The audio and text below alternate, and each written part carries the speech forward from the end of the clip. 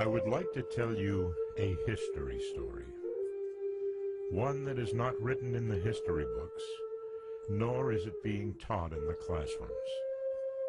But I think you will agree that it should be. It was long, long ago, in the days of our ancestors, there lived a man named Dagonawida, an Oneida holy man. And at that time, there were 5 nations living in the area. They were the Seneca, the Mohawk, the Onondaga, the Cayuga, and the Oneida. And these nations were always fighting with each other. Many wars were being fought. Many lives were being lost. This greatly troubled Dagonawida, and he thought there must be a way to devise a system by which these nations could live together in peace, a secure and lasting peace. He thought and thought about this until he hit upon a plan, one he called the Great Plan of Peace. Then he began to travel among these nations, speaking with the people, sitting in council explaining his plan, forging alliances. The alliance was such that each tribe would maintain control over their own affairs, but they would come under a much larger treaty, one that stated, should anyone attack any one of these tribes, they would be attacking all of them. All major decisions would be made by the 5 nations sitting in council. The day-to-day decisions would be left to the individual tribes. And it was the women who would elect the men to council. This was part of the rule. And if the men did not do the job, the women would vote them out. And so these 5 nations came together and met at a place not far from what is today Syracuse, New York. And at that first meeting, over 50 chiefs gathered under a symbolic tree of peace and declared, "This is our alliance, and it is good." They became known as the Iroquois Confederacy, but they called themselves the Haudenosaunee, the people of the Longhouse. Now, many years later, Benjamin Franklin had heard of this alliance, and at that time the colonies were looking for a system by which they could work together. The problem was that each one of the colonies wanted to be in charge, but they knew they would have to come together to protect themselves from England.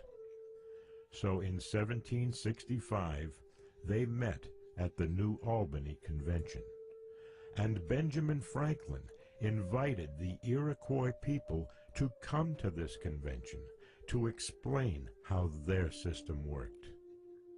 And they did. And the colonial representatives liked this system.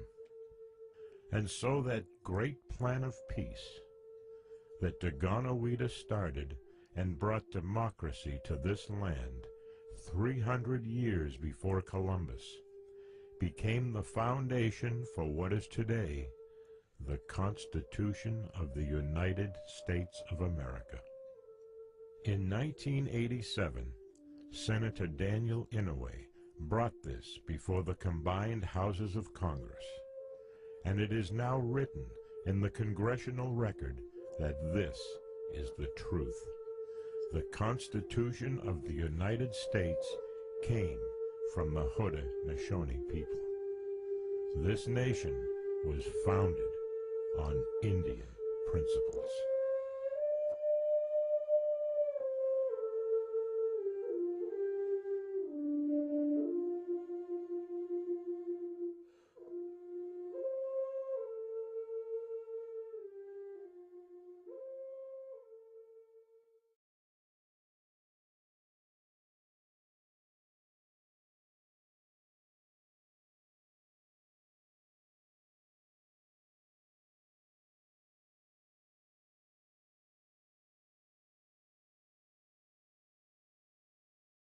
As we leave the Longhouse through the western door, we're reminded of the Seneca's role in the Iroquois Confederacy. As keepers of the western door, visitors coming from the west who wanted to travel through Haudenosaunee territory had to be welcomed by the Seneca. In many ways, the Longhouse was both a place to live and a symbol of peace. The Iroquois is actually a group of 6 different Indian nations. In the late 1500s, the Seneca, Mohawk, Cayuga, Oneida, and Onondaga nations joined together to form the Iroquois Confederacy, ending warfare between these nations. Then, in 1772, a 6th nation, the Tuscarora, moved into the region and joined the Iroquois Confederacy. Although the different nations lived in separate regions, the people of the Iroquois Confederacy thought of the land they shared as one giant longhouse. And just as families worked together in a longhouse, the different nations also worked together. The Senecas, who lived in the western end of the territory, were the keepers of the western door. The Mohawks, who lived in the eastern end, were the keepers of the eastern door. And the Onondagas were the keepers of the Central Council fire. After the Europeans arrived in New York in the 1700s, the Iroquois way of life was changed forever. Most of their land was taken by the Europeans after the French and Indian War, and then the colonists after the American Revolution. And they no longer lived in longhouses as their ancestors had for hundreds of years. Instead, they lived in log cabins similar to the European settlers. Today, thousands of Native Americans still live in New York, in towns and cities, and on reservations.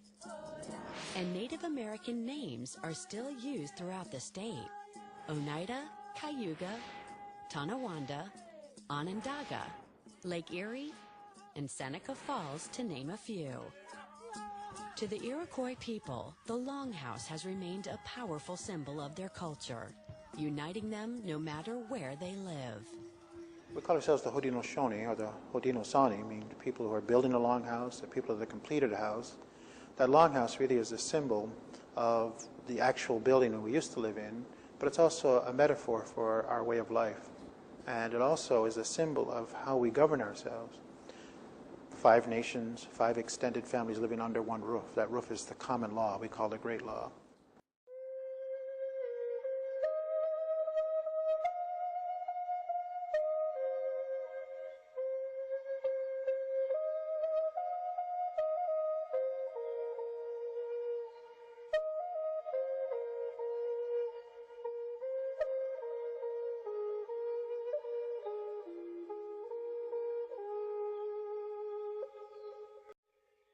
So the Longhouse then became kind of the touchstone for all the Iroquois.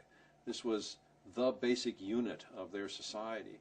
And so it was natural for them to seize upon that as the metaphor for the League of the Iroquois. So they imagined then that there was a great invisible longhouse that stretched across New York State from near what is now Albany to near what is now Rochester through the Finger Lakes area, with the ends of the longhouse being occupied conceptually by the Mohawks at the east end, the Senecas at the west, the Onondagas at the middle, and the other 2 nations of the League of the Iroquois, the Oneida and the Cayuga, being between them. So it's an interesting metaphor that they came up with that was based in their domestic architecture. We start off with this lodge where the families are together, and slowly as the families grow, as other nations join us, the longhouse keeps extending. And ideally it extends from where the sun rises in the east to where it sets in the west. So it really is the symbol that through peace we will become united and strong. One translation from the French explorer Samuel de Champlain in 1616 describes an Iroquois longhouse. Their cabins are in the shape of tunnels or arbors and are covered with the bark of trees. They are from 25 to 30 fathoms long and 6 fathoms wide, having a passageway through the middle from 10 to 12 feet wide. On the sides there's a kind of bench 4 feet high, where they sleep in the summer in order to prevent the annoyance of fleas, of which there are great numbers. In the winter, they sleep on the ground on mats near the fire, so as to be warmer than they would be on the platform. They have pieces of wood suspended on which they put their clothes, provisions, and other things for fear of mice. In one of these houses there may be 12 fires and 24 families. It smokes excessively. There is no window, nor any other opening except in the upper part of their cabins for the smoke to escape. It would typically be a house that would have a series of compartments, and somewhere in that house there would be a senior female and her husband. And the other compartments were occupied by that woman's daughters, maybe her sisters, maybe her granddaughters, and the various men that had married into the family, who had moved to this longhouse from other longhouses.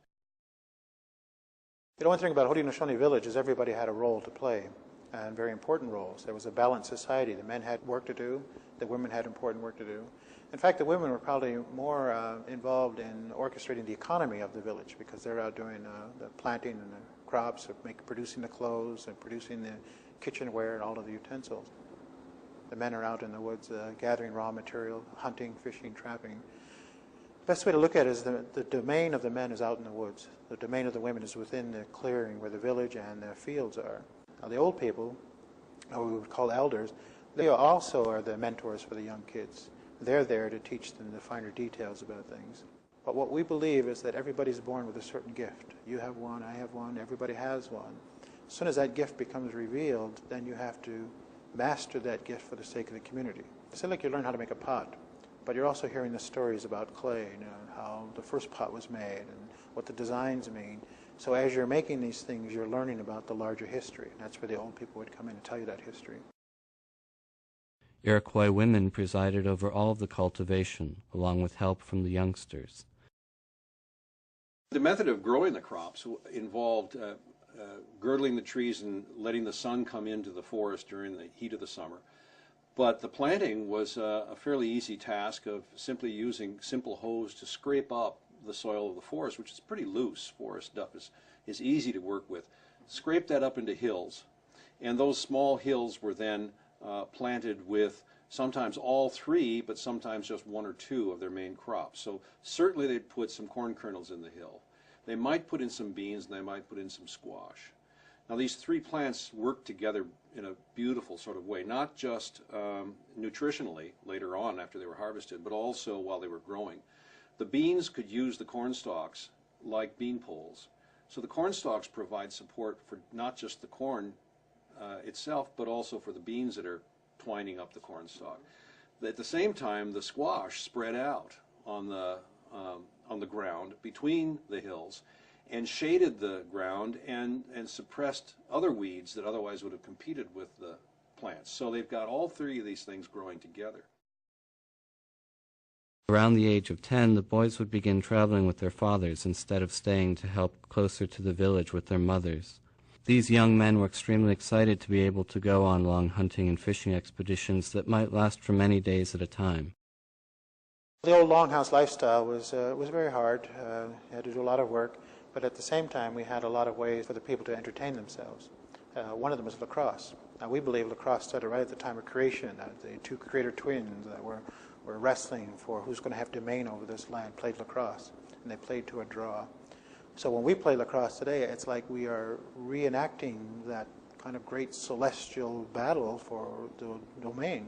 And we also believe that our ancestors pass and go back up to the sky world, that they play lacrosse up there. It's the Creator's favorite game. He just loves to see us play. And it was a way for the men to, kind of exercise themselves, relieve a lot of stress, and promote a friendly rivalry, we'll say.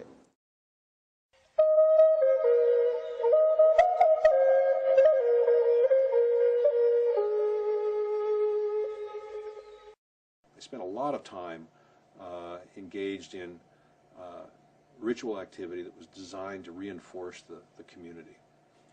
So you've got the Strawberry Festival. In the spring you've got the Thunderers, which is to welcome the thunderstorms of the spring.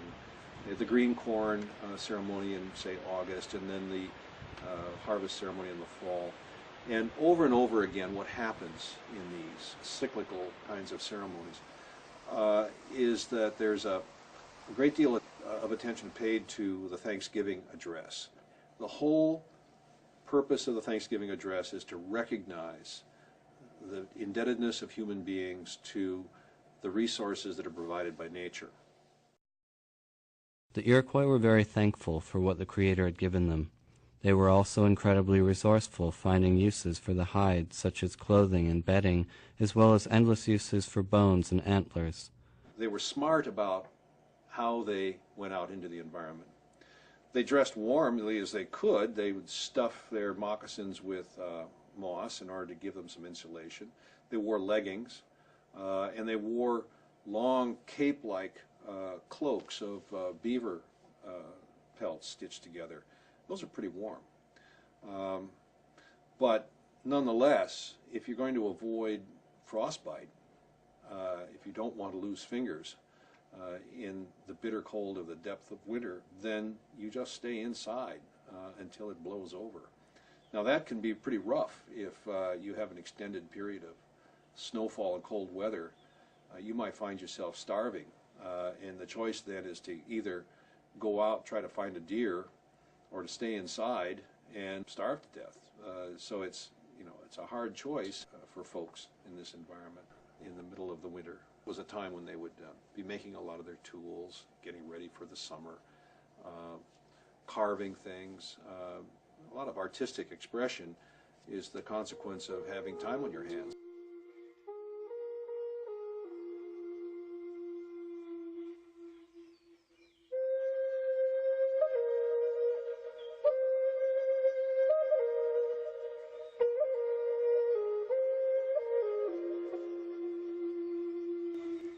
The men would come back to the village, and that's the time where stories are told, winter. And primarily because they said if you tell the stories in the spring and the summer, they're such great stories that all the animals get kind of lazy and they gather around and listen to these stories, and they're not doing what they're supposed to be doing.